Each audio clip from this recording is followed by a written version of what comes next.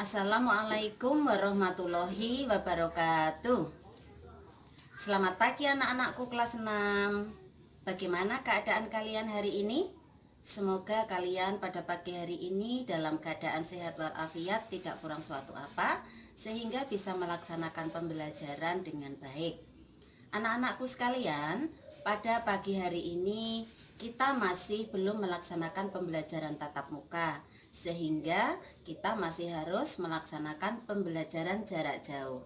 Pada pagi hari ini Ibu akan mencoba membuat video pendek untuk pembelajaran tema 2 kelas 6 semester 1. Pada pembelajaran 1 pada ilmu pengetahuan alam, kita pagi hari ini akan mempelajari tentang ciri khusus hewan. Nah, anak-anakku sekalian, kalau di tema 1 kemarin kalian sudah mempelajari tentang adaptasi makhluk hidup. Adaptasi makhluk hidup adalah penyesuaian diri makhluk hidup terhadap lingkungannya. Kalau kemarin kalian sudah mempelajari itu, bahkan sampai mengetahui bagaimana jenis-jenis adaptasi makhluk hidup, maka kali ini kita akan mempelajari ciri khusus hewan. Tetap semangat anak-anak.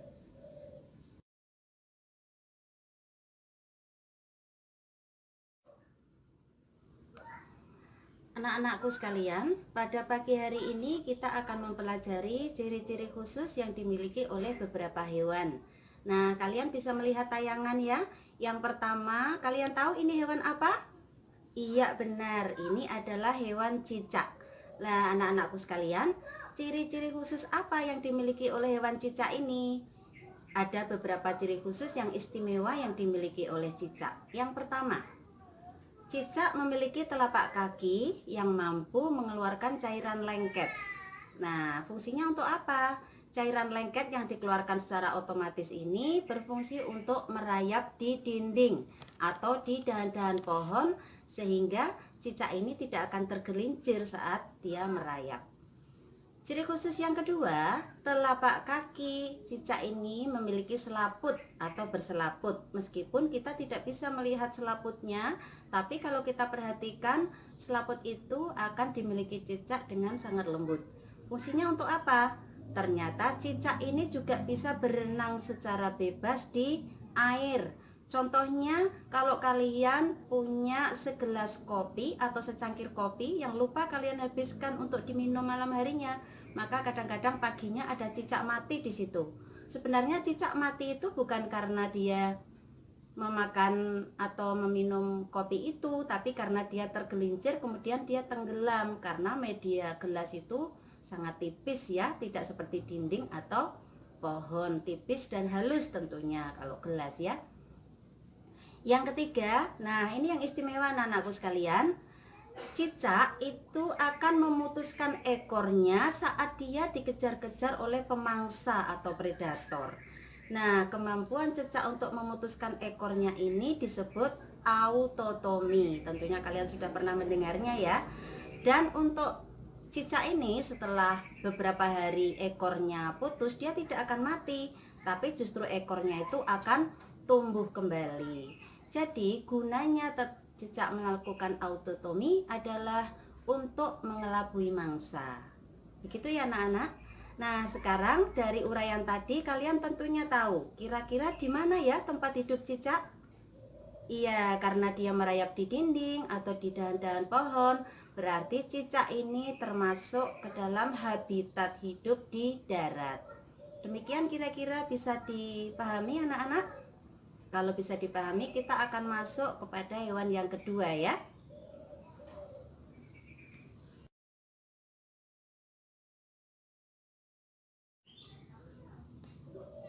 Berikutnya anak-anakku sekalian, hewan yang kedua kalau dilihat dari gambarnya tentunya kalian sudah tahu ya.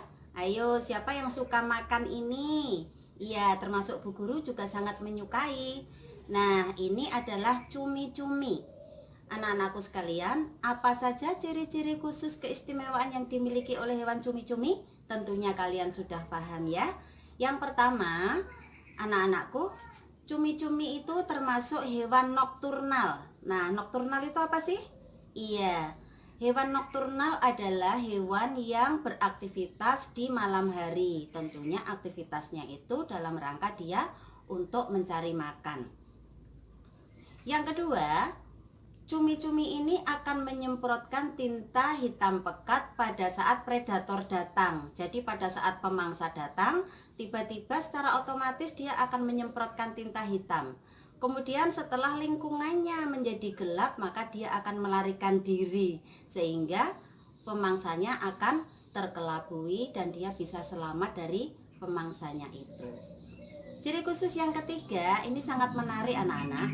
Kulit tubuh dari cumi-cumi ini akan berkilauan jika kena terpaan cahaya dan juga berwarna-warni menyesuaikan lingkungannya berada. Kenapa kira-kira? Iya, karena kulitnya yang tipis dan berkilauan sehingga dia akan mampu memantulkan warna-warna dari lingkungan di mana dia berada. Nah, lingkungan di mana dia berada, biasanya dia berada pada terumbu karang, sehingga warna-warninya juga akan menyesuaikan dengan warna-warna dari terumbu karang. Di situ nanti dengan adanya warna-warni kulit tubuhnya itu akan menarik ikan-ikan kecil untuk mendekat. Kemudian ikan-ikan kecil ini akan dimakan oleh cumi-cumi. Begitu ya anak-anak. Nah, dari uraian tadi, kira-kira kalian bisa tahu tidak di manakah tempat hidup cumi-cumi? Iya, betul, di perairan, terutama air laut atau air asin. Sehingga kalian tidak akan menemukan cumi-cumi ini di sungai.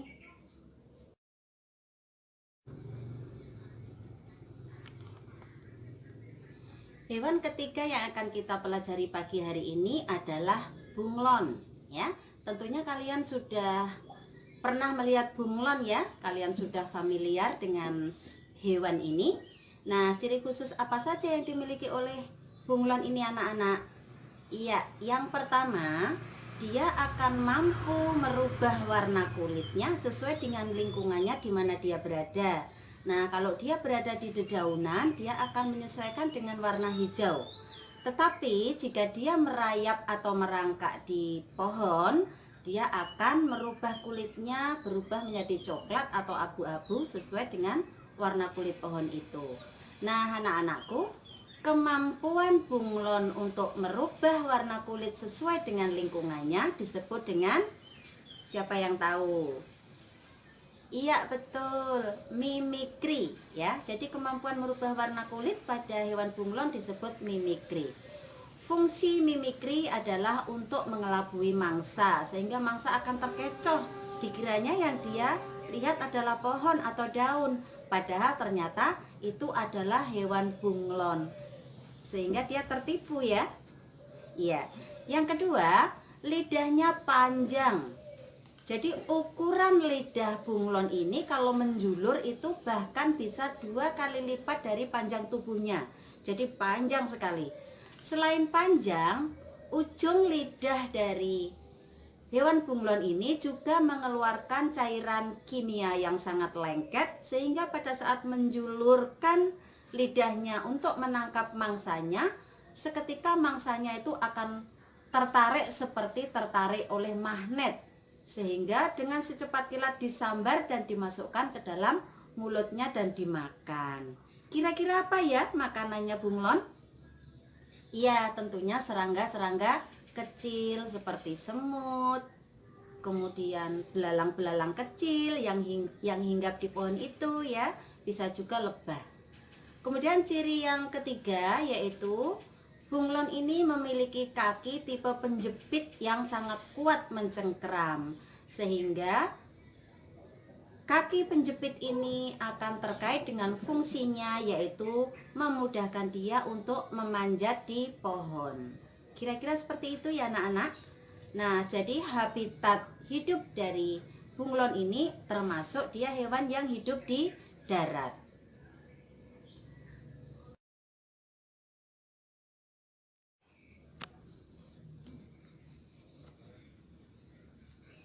Berikutnya anak-anakku sekalian, coba kalian lihat di slide itu ada gambar apa?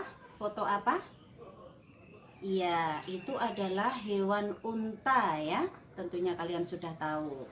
Kira-kira ciri khusus apa saja yang dimiliki oleh hewan unta ini? Tentunya kalian sudah familiar.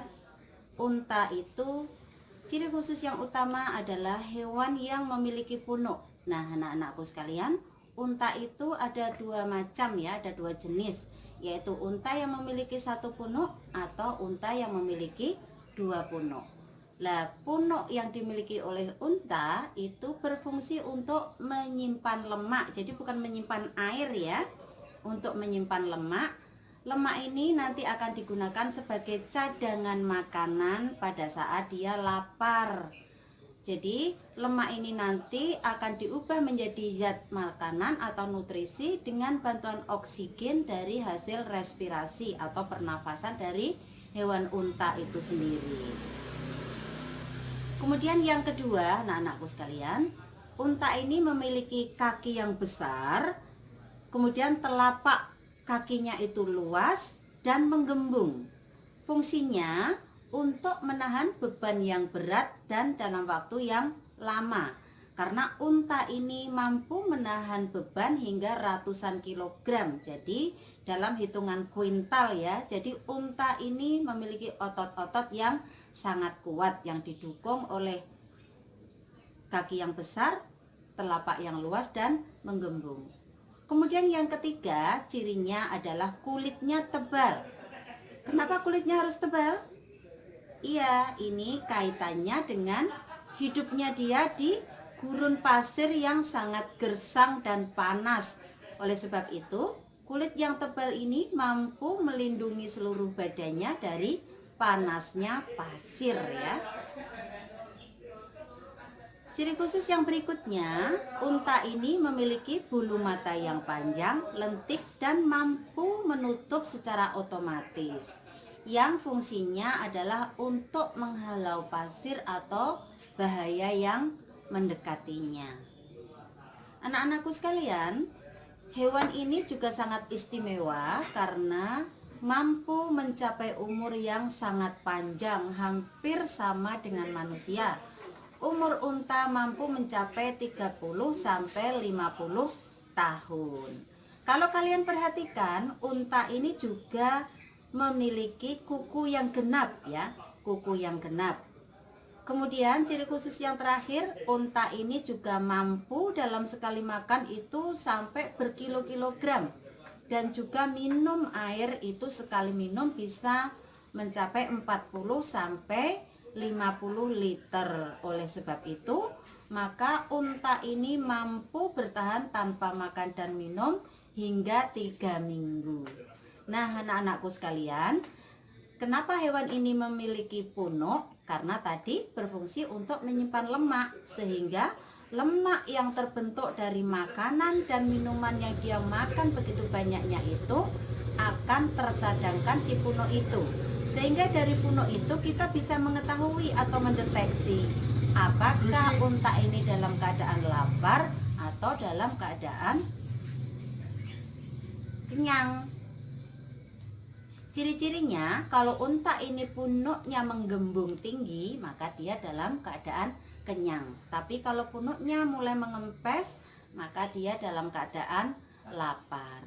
Nah, dari uraian tadi, kalian bisa mengetahui di manakah habitat unta hidup anak-anak? Iya, di gurun pasir yang gersang. Berarti hewan unta ini akan banyak kita jumpai di negara-negara Afrika atau di negara-negara Arab atau bahkan Cina. Wilayah yang luas yang memiliki gurun pasir yang sangat gersang. Begitu tadi anak-anak uraian dari Ibu. Ibu harapkan kalian mampu memahaminya, sehingga tugas kalian sekarang gantian, tidak Ibu lagi, tapi saatnya kalian mengerjakan tugas terkait dengan tema ini. Bisa dipahami?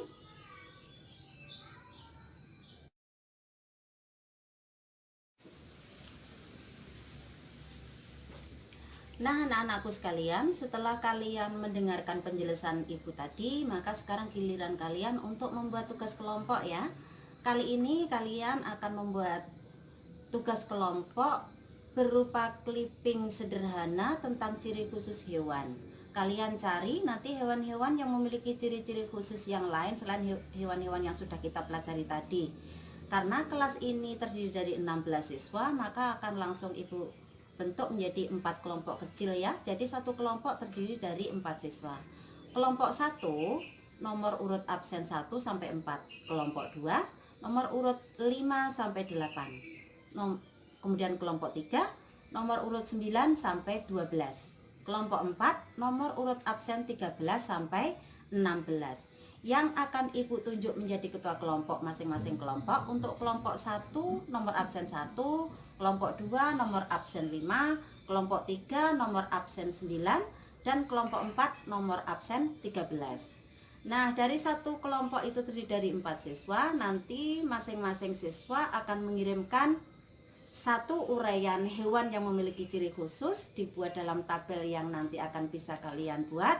Kemudian kalian kirimkan fotonya kepada ketua kelompok masing-masing. Kemudian nanti ketua kelompoknya yang bertugas untuk mengkompilasi atau mengumpulkan dan memberinya cover atau sampul.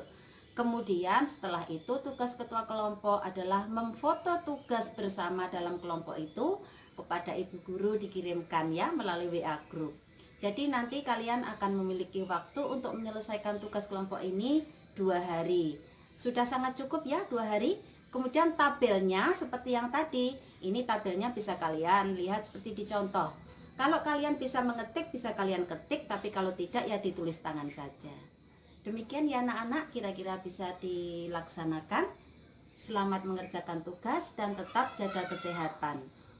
Saya rasa sudah selesai pembelajaran kita pagi ini. Wabillahi taufik wal hidayah. Wassalamualaikum warahmatullahi wabarakatuh. Tetap semangat.